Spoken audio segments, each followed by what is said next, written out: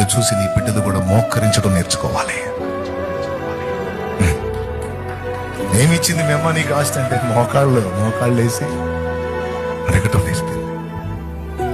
మా అమ్మ ఎప్పుడు కూడా ఎవరి దగ్గరికి వెళ్ళి దేహి అని చేయి చాపినట్టు చూడలా. నేను దేవుడిని నమ్ముకోక ముందు సంగతి కాదు, దేవుడిని నమ్ముకున్న తర్వాత మా అమ్మ ఎప్పుడు వెళ్ళి చేయి చాపినా ప్రభు ముందే మోకాళ్ళుని చేతులు చాపింది తప్ప ఏ నరుడి దగ్గరికి వెళ్ళి మాకింత సాయం చేయండి అని అడగలా మా అమ్మ, అడగలా మా నాన్న.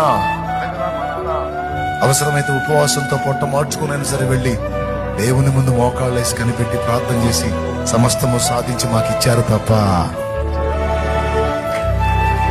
ఎక్కడ చేయద్దురా. నీ బిడ్డలు చెప్పడానికి అదొక సాక్ష్యంగా మారాలి. వాళ్ళు మోకాళ్ళ ప్రార్థన పరులు, వాళ్ళు సన్నిధి పరులు.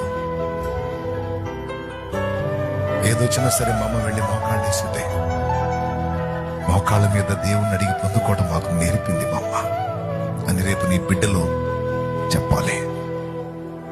నిన్ను చూసి నీ బిడ్డలు కూడా మోకరించడం నేర్చుకోవాలి.